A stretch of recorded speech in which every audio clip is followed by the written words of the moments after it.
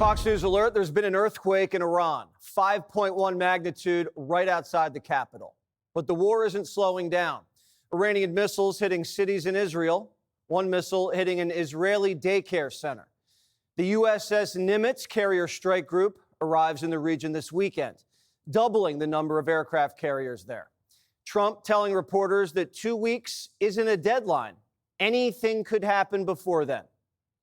Does Iran have 2 weeks, or could you strike before that? Are you essentially giving them a 2-week timeline? I'm giving them a period of time. We're going to see what that period of time is, but I'm giving them a period of time, and I would say 2 weeks would be the maximum. This period of time gives Trump more military options as he moves more assets into place. It could also be a setup for a surprise attack, and it lets Israel soften up Iranian targets and suppress their capacity to retaliate if Trump does decide to join the offensive. Continued Israeli bombardment could pressure the Iranians to sign away their nuke program. Trump's hoping that's the case. Today, Iranian negotiators met with European diplomats in Switzerland, but there was no breakthrough. The regime continues to insist on enrichment. Trump says negotiations with the Europeans, waste of time. Did the Europeans help at all in talking with the Iranians? No, they didn't help. No. Iran doesn't want to speak to Europe. They want to speak to us. Europe is not going to be able to help in this one. Iranian negotiators are saying they'll only meet with the United States if Israel stops its airstrikes. But Trump has already said, we're not interested in a ceasefire. We want a solution. And the Israeli airstrikes have been very effective. Would you support Iran being able to have civilian nuclear energy capabilities up to 3.76%? You know, they're sitting on the top of one of the largest piles of oil in the world. I just don't know why they need that for civilian work. You know, it's one thing for certain countries to say, hey, I want to have a certain amount where I can go nuclear a little bit because we need it for electricity, we need it for air conditioners, etc.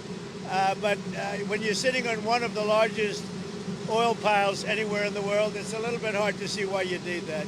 The march to war was picking up speed, and the 2-week window takes the pressure off and gives Trump control of the timeline, not Netanyahu. There's risks to action and there's risks to inaction. It's like life-saving emergency surgery. It's delicate and dangerous. Sources say the president's looking at what happened to Libya. Quote, the president in recent days has specifically mentioned the oil-rich North African country's decades-long plunge into anarchy in 2011, after the U.S. joined a NATO bombing campaign to oust dictator Muammar Gaddafi. Gaddafi saw America topple Saddam over WMDs, so he got rid of his program voluntarily, thinking it would save him from an invasion. But Obama, Hillary, and the Europeans exploited the vulnerability, launched airstrikes, and Gaddafi was brutally murdered by the Arab Street. Libya is now a failed state. It's run by militias and terrorists, and Europe had to absorb waves of refugees. Air campaigns aren't always successful. Look at North Vietnam. Look at Kosovo. They're attractive because they limit casualties, but Trump's ruled out boots on the ground. Is an aerial campaign in Iran enough, or do you need ground forces? Well, I'm not going to talk about ground forces. The last thing you want to do is ground forces. Iran's mountains and deserts create a natural fortress, and any ground assault would be a death wish. If the Ayatollah's taking out in an airstrike or a coup, there's no natural opposition group to seize power. Those in charge will be men with guns, and they will try to bring back some sort of clerical leadership because, after all, this is an Islamic republic. If the supreme leader were toppled and foreign enemies sought to foment public unrest by bombarding the country, enforcing a no-fly zone and applying economic pressure, as they did against Saddam Hussein's Iraq in the 90s, the Guard would use brute force to maintain power. This is the reason Trump and his team have been working around the clock to reach a deal behind the scenes. 47 knows if you snuff out the Ayatollah without planning for the aftermath, he owns what happens next.